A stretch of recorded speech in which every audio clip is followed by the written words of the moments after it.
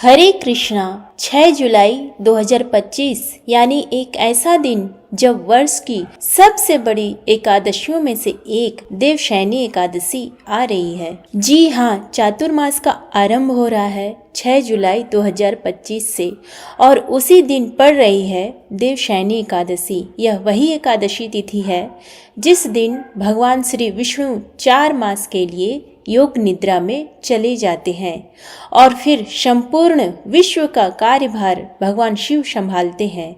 यह 4 मास यानी चातुर्मास जिसमें किया गया कोई भी जप तप होम यज्ञ स्वाध्याय मनुष्य को परम उच्च गति प्रदान करता है और इस प्रकार से चातुर्मास की यह पहली एकादशी सबसे महत्वपूर्ण बताई जाती है।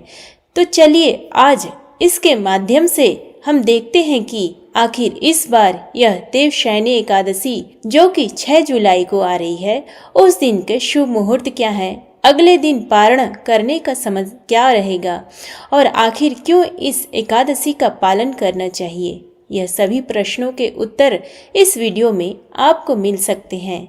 और अगर अभी तक आप इस वीडियो को सुन रहे हैं तो चलिए हम आपको आगे की यात्रा पर लेकर चलते हैं। आज का वीडियो आरंभ करते हैं। हमारे वैदिक परंपरा में आषाढ़ मास के शुक्ल पक्ष की जो एकादशी आती है उसे देवशयनी एकादशी, हरिशयनी एकादशी, पद्मा एकादशी या फिर देवपौड़ी एकादशी के नाम से जाना जाता है। इसी दिन से चातुर्मास का आरंभ होता है और इसीलिए पद्म पुराण के अनुसार कहा गया है कि आषाढ़ शुक्ल एकादशी के दिन भगवान विष्णु 4 महीने के लिए योग निद्रा में चले जाते हैं और इसीलिए इस काल को देवताओं का रात्रि काल भी कहा गया है। इस बार यह देवशयनी एकादशी आ रही है 6 जुलाई 2025 दिन रविवार को। एकादशी तिथि का आरंभ होगा 5 जुलाई 2025 को शाम के 6:58 पर और एकादशी तिथि पूर्ण हो रही है 6 जुलाई 2025 दिन रविवार को रात को 9:14 पर।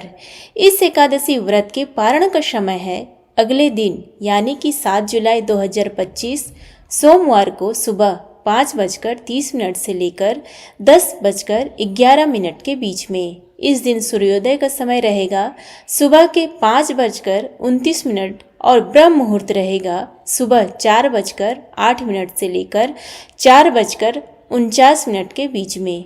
अगर प्रातः काल में भगवान श्री विष्णु की पूजा अर्चना करना चाहते हैं तो प्रातः कालीन पूजा का समय रहेगा सुबह के 4:28 से लेकर 5:29 के बीच में।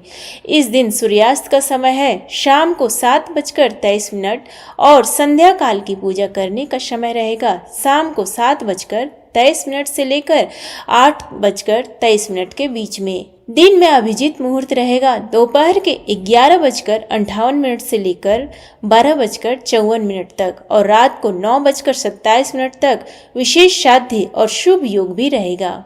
इसके अलावा त्रिपुष्कर योग भी इस एकादशी में बन रहा है क्योंकि यह वर्ष की सबसे बड़ी एकादशियों में से एक है और यह योग बन रहा है रात को 9:14 से लेकर रात को 10:42 के बीच में और रवि योग रहेगा सुबह के 5:56 से लेकर रात को 10:42 के बीच में। इस दिन राहु काल का समय है शाम को 5:39 से लेकर 7:23 तक। इस प्रकार ये आने वाली देवशयनी एकादशी के विषय में कहा जाता है कि जो भी व्यक्ति इस एकादशी का पूर्ण श्रद्धा और नियम से पालन करता है और जो व्यक्ति इस दिन भगवान श्री हरि की सुंदर पौराणिक कथा को सुनता है उसके सहस्र पूर्व जन्मों के पाप नाश हो जाते हैं, उसे परम भगवान की विशेष कृपा भी मिलती है। और यह वही एकादशी तिथि है जब भगवान श्री हरि 4 मास के लिए क्षीर सागर में योग निद्रा में चले जाते हैं। ऐसे समय में बाकी सभी देवी देवता भी भगवान श्री नारायण के चरणों का आश्रय लेते हैं और उन्हीं की सेवा में व्यस्त रहते हैं। इस वजह से इस 4 मास को चातुर्मास का वह समय बताया गया है जब आध्यात्मिक साधक को अधिक से अधिक अपनी साधना जप तप, दान और पुण्य कार्य करनी चाहिए। अधिकतर लोग देवशयनी एकादशी से प्रारंभ होने वाले चातुर्मास का पालन करते हैं। हालांकि इसमें चातुर्मास का पालन पूर्णिमा से किया जाता है। यह ऐसे 4 मास है जो आपको परम भगवान श्री कृष्ण की भक्तिमय सेवा का सुवर्ण अवसर प्रदान कर रहे हैं। और यह ऐसे 4 मास भी है जिसमें अगर आपने थोड़ा सा भी प्रयास कर लिया तो आपका आध्यात्मिक अकाउंट समृद्धि से छलकने लगेगा। चातुर्मास के 4 मास है श्रावण, भाद्रपद, अश्विन और कार्तिक मास। यह 4 मास वर्षा ऋतु का भी काल होता है, जो अगर वैज्ञानिक दृष्टिकोण से देखा जाए तो इस मास में अपने शरीर का और स्वास्थ्य का ध्यान रखना अत्यंत जरूरी बन जाता है, क्योंकि इसी समय में अनेक प्रकार के मच्छर, जीवाणु, कीटाणु हवा में फैले हुए रहते हैं। अनेक बीमारियों और संक्रमण फैले रहते हैं। इसलिए इस 4 मास के अंदर अगर खान पान का विशेष ध्यान रखा जाए तो आप अपने शरीर को स्वस्थ रख सकते हैं। और यही कारण है कि हमारे बुद्धिमान ऋषियों ने इस चातुर्मास का व्रत पालन करना आरंभ करवाया था।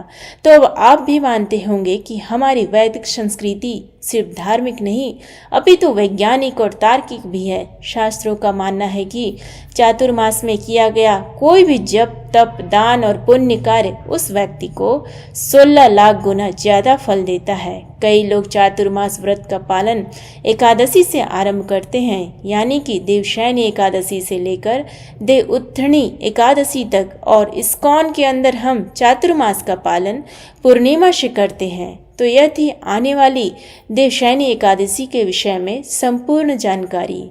हमें आशा है कि यह जानकारी आपको उपयुक्त लगी होगी, और अगर अभी तक आप इस वीडियो में बने हुए हैं तो हम आपको धन्यवाद देना चाहते हैं, क्योंकि आपने अपने जीवन का इतना समय हमें दिया और इसलिए हम आपके समय की कीमत करते हैं और सिर्फ वेद, पुराण, शास्त्र से ली गई प्रमाणभूत जानकारी ही आप तक पहुंचाते हैं, क्योंकि हम समझते हैं वर्तमान समय में धन से भी ज्यादा कीमत समय की है। समय मूल्यवान है। इसी विचार के साथ आज के इस वीडियो को यहीं पर विराम देते हैं।